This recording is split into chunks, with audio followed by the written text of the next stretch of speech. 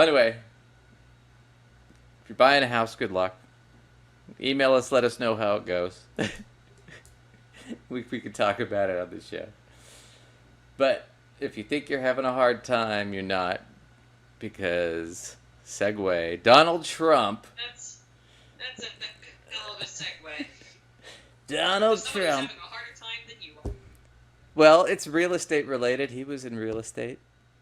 He wasn't any good at it, but he was in real estate. Anyway, Donald Trump. There were a lot of things he wasn't good at that he had the opportunity to do. I'm just going to leave it at that. Well, when your dad gives you $400 million in the '80s. Yeah, my dad gave $400 million from a mom or grandma or whomever. Yeah, in the '80s too. That's like billions today. Anyway, Donald Trump just got his fourth indictment in Georgia. This is for RICO, for racketeering and fraud. There were 40 something counts, I think, on this one, 41 counts. I might be off on that, but it was a lot. And there are 19 different conspirators, co-conspirators. And there were some people that weren't indicted that were, they're conspirators, but they're unindicted conspirators, right? So for those of you who don't know, RICO, racketeering and criminal something, is basically this. It's, I can charge an entire group of people at once as conspirators, right? So like if I'm charging a mob or a white collar organization that was like scamming people, instead of me charging one person at a time, I just charge them all together under the same umbrella. And the neat thing about it is if I can charge one of them with a felony, I could charge all of them with a felony. Man, that's where I'm not going to get it right, but I feel like there's something everybody's grandma seems to tell them about the company they keep. Like, be careful the company you keep, and guilt by association. And there's a whole lot of ways grandma says it, but I feel like grandma gives a lot of advice that applies to this here. Well, it's not just about being associated. You have to commit a crime, too. You can't just, Right. But it's like this. Like, this would be like Lacey's the mob boss, and I'm, one of the underlings, and she says, hey, Duncan, it would be great if you'd go rent a car and rob that bank. Right? Or a van or something, right? And then I go rent a van and plan to rob the bank, and I get caught by the police. Well, now it's a RICO case if they find out Lacey told him to do it. Now, she'll go to court and say, I was just saying it hypothetically. I just suggested it. It's like, yeah, bullshit. We know you're a mob boss, and he knows what an instruction is.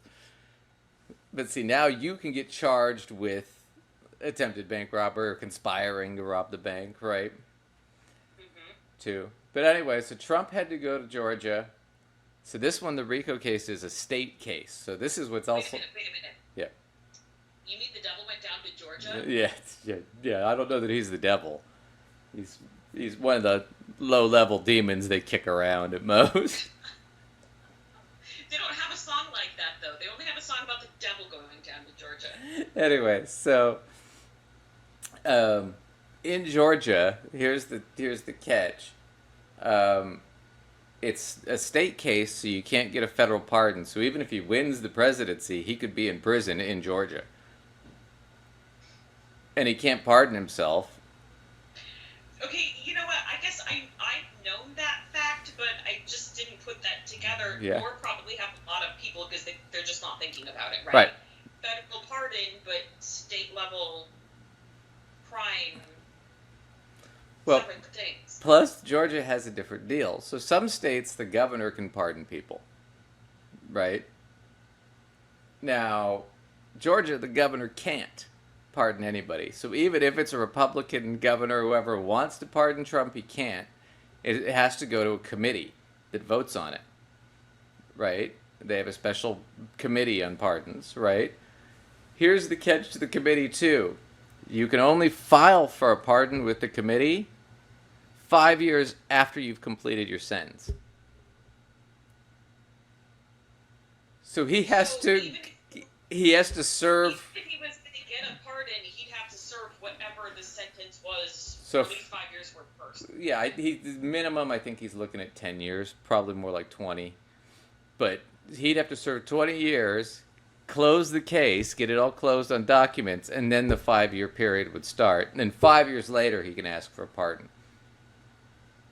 So it would be 26 or 27 years from now before he could even ask for a pardon. Right?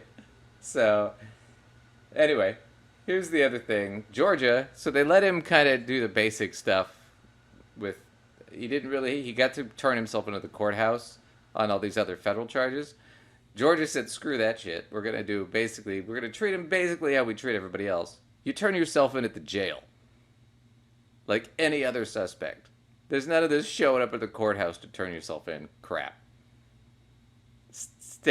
Counties don't do that. States and counties don't do that. So Fulton County said, no, you got to go to the Fulton County Sheriff's, or the Fulton County Jail, which is not a nice jail. It's one of the worst in the country, just ranking wise.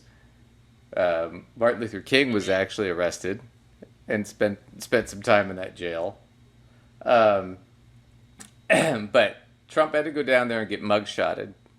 But he was only down there for about 20 minutes. But this was him right after he had to go down there, go through the jail, get mugshotted, do the whole thing. So this is him talking as he's leaving Georgia, and he's pretty upset.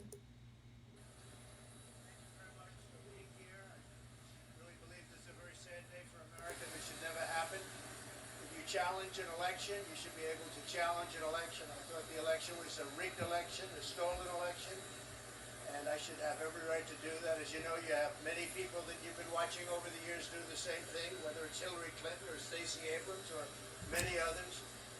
When you have that great freedom to challenge, you have to be able to, otherwise you get a very dishonest election. Right. What has taken place here is a travesty of justice. We did nothing wrong. I did nothing wrong.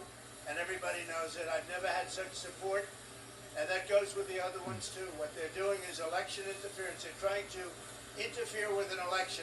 There's never been anything like it in our country before. This is their way of campaigning. And this is one instance, but you have three other instances. It's election interference. So I want to thank you for being here. We did nothing wrong at all, and we have every right, every single right, to challenge an election that we think is dishonest, that we think it's very dishonest. So thank you all very much, and I'll see you very soon. Okay. Well, first off, yeah, you can challenge an election. People do it all the time. It says in And this. the people that he cites are two women at that. Well, yeah, but it doesn't matter. But the thing is he did challenge the election. He had 70-something court cases, and they all got laughed out of court. So yeah, you challenged it and you lost 70 plus times. Told him he couldn't challenge it. Yeah, so you did challenge it. You were able to challenge it. No one stopped you from challenging it. You did it 70 times and you lost 70 times. Right? That's not what you're being indicted for. You're being indicted for putting false electors into place, which is fraud, trying to defraud the American people. But you're being charged for that and defrauding the people of Georgia. And you guys put out false documents, false statements. It's 41 charges of fraud. I mean, and conspiracy. It's like, come on, dude. That's not what you're being charged with. But they got to try and spin this because he has no defense. Plus, they have the famous recording of him begging for votes, right? I just need 11,780 votes. Come on, Brad. It's so ridiculous. Oh, man. But the other thing, too, I love is it's a travesty. They're all upset. Rudy Giuliani was bitching about how he was treated.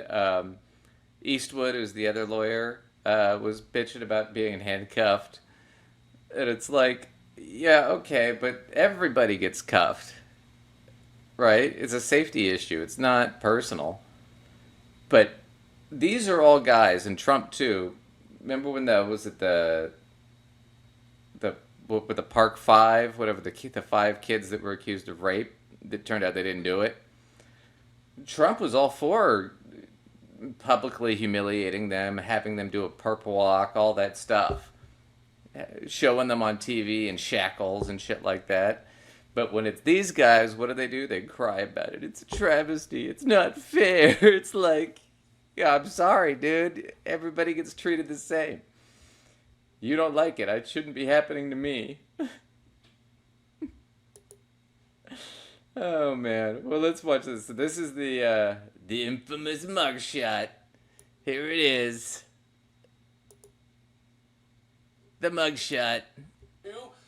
This mugshot, a historic one in the United States, the first for any former president. Donald Trump turning himself into an Atlanta jail yesterday, facing charges accused of interfering in Georgia's 2020 election. Oh man, so that was it. The mugshot. All right, you know what? Yes, I am doing this. Cheers. Cheers. I'll drink to that. Cheers to the mugshot. Cheers, something. Cheers. Cheers Cheers. to the mugshot. Cheers to that. Yep. No, so he was only in jail for like 20 minutes. The thing about it was, so he was only in there about 20 minutes, because of course they don't want to deal with the press. Right? But most people at Fulton County, yeah, but most people at Fulton County, you could wait all day just to get processed. So he got lucky to get the fast pass and not have to be there. Because he could have been in the drunk tank for fucking 12 hours before they finally got around to him. Right? That would have been funny. But, right, they didn't want to deal with it. So there was that. So he got through all that. The other thing about it is to be nice, and they let him do this, and Mark Meadows and the others, was they basically said, all right, fine, you guys can just write in your height and weight. Right? We'll just... God. Yeah. So... Okay, what happened? So Trump filled out his height and weight, and... hang on. What happened was, so he filled it out as he's 6'3", 215 pounds. Oh. Okay. Oh my. Okay. He's actually like 6 foot or 6'1" at most. And there's no way his fat butt is 215 pounds. He's huge. He's a big guy.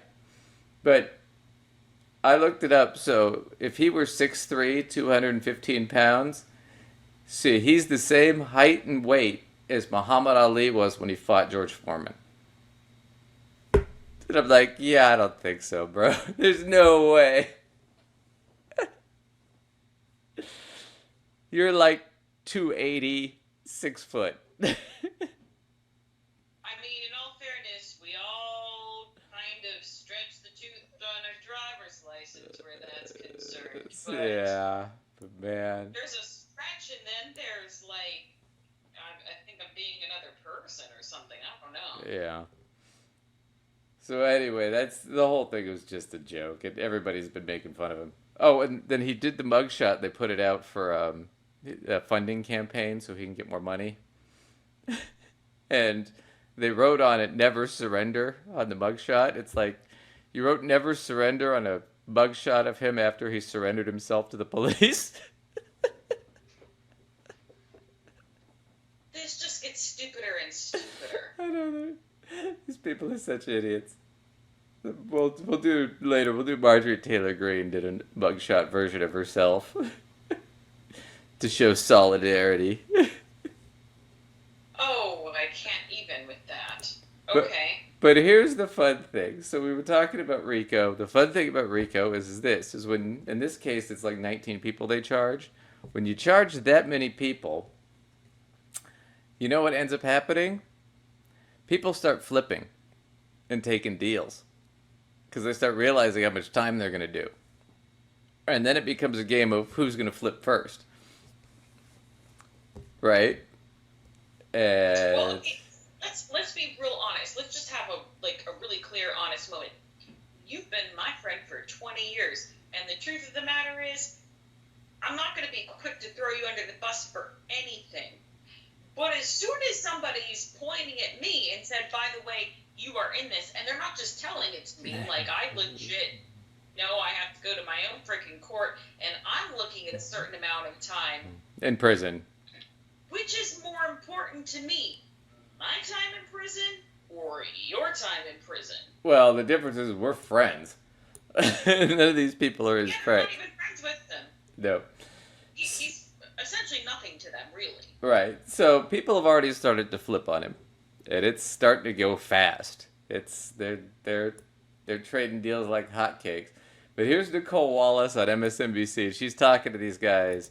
But this was the big news. Mark Meadows, it looks like the former, what was it, Secretary of State, during January 6th, right? The guy who was really close to Trump looks like he's already flipped. See your face, our viewers couldn't see it, and I could see all your thought bubbles. I want to hear all of them. Oh yeah, I have quite a few, Nicole. First of all, I am so impressed when I hear evidence of Mark Meadows saying things that pretty dramatically undercut Donald Trump's claims regarding the classified documents, like he telepathically declassified them with his mind, like they were automatically declassified when he... So they're talking about the stolen documents case in Miami, where Trump's got a pretty favorable judge, but it's a pretty slam dunk case. Like, could we just appreciate this title for a minute? Sung like a canary. Sung like a canary. Lawmaker says Meadows flipped on Trump. Yep. Well, I don't blame him. I have to say, I actually kind of like Nicole Wallace. I remember when she was on The View. Do you remember when she was on The View? No, I remember her. I mean, she kind of changed after she was on the Sarah Palin campaign with McCain. And after, what was it, after being with Sarah Palin for whatever it was, several months, when they finally got to the election, she didn't vote for McCain. She didn't vote at all in the presidential election because she couldn't stand Sarah Palin. So that actually totally corresponds with why I like her in general. She was on The View as their sort of token conservative, because they always have that. And now, drop something in the comments below if you think I'm wrong about this, but my understanding was she kind of got the boot and got shoved out of The View because for the conservative, she was too moderate for a conservative, and she didn't create enough of a fight there against people because she's relatively moderate as a conservative. Right. And she was sort of, I just say more about her own conscience, but if her own conscience leaned a little bit more left, she didn't force herself right. You know what I mean? Socially, she was always more left. Skews more conservative in a lot of respects, but she is kind of one of those people who are a little more toward moderate, even though she's conservative comparatively. I mean, but anyway, you didn't like that because they needed somebody who was going to like create more controversy on the right, and she wasn't far enough right for them, I guess. No, the person on the right needs to be a nutbag. Well, I enjoyed her conversation, though, because to me she was an example of a conservative that sounded very reasonable to me. Like, even when I disagreed with her on things, she sounded fairly reasonable, and I feel like it was easy to kind of hear her out because she would sort of give in other respects when other people's argument was reasonable, you know? So whatever. I liked her. Yeah. All right, so let's get back to this with Mark Meadows flipping real quick. Yeah. All right, flip. Since you just did the PR campaign for Nicole Wallace there. Well, you know what? Listen, the thing is, I'm really curious about the idea. She's an interesting choice to me in terms of the person to report this. This is her show on MSNBC. She's had this show for years. So this is her show. She does this, it's like during early afternoon, but she's had this show for like, God, 6 or 7, 8 years, something like that. She's been on this show. Yeah, so maybe it's what she started doing after The View. I don't know. I didn't follow her, but... Yeah, this is her show. So it's not unusual for her to report on stuff like this. Interesting. He took Good them job, Nicole. from the White House. When you have his own chief of staff, a fellow Republican, Mark Meadows, completely eviscerate those claims. You also have Mike Pence in his own mealy-mouthed way going a long way to also undercut those claims. Once these cases are in trial, Nicole, Donald Trump will be convicted by a chorus of Republican voices. I mean, I think back to the January 6th House Select Committee. I think there was nary a Democrat that we saw testify. So once these cases are in trial proper, I do maintain it's going to kind of be like shooting fish in a barrel. Donald Trump will not have a compelling defense. It also takes me back to when I was prosecuting gang cases. If I was trying gang number 1 and I would call witnesses from gang number 2, a rival gang, to testify against gang number 1, there was obviously a built-in line of cross-examination for bias, for prejudice, because of course you're sponsoring the testimony of the enemies of the defendant. It doesn't mean they're lying, but it puts their credibility instantly in question. Well, Donald Trump's own gang members from the GOP are going to be the ones presenting the most sharply incriminating information against Donald Trump. So, these cases are quite strong. So he's got a good point. I think, I forget that guy's name. Yeah. I can't remember his name is. His point doesn't suck, that's for sure.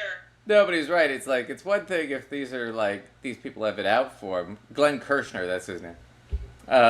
He's a U.S. attorney.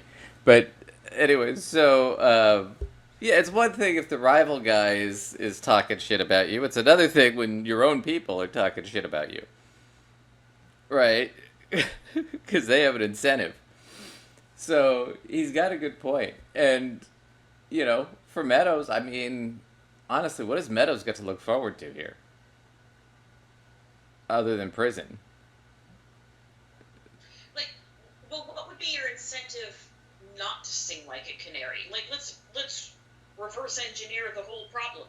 Like, what would make you want to maintain your silence? Because you have some arbitrary sense of loyalty to somebody you weren't friends with, and you're still going to prison.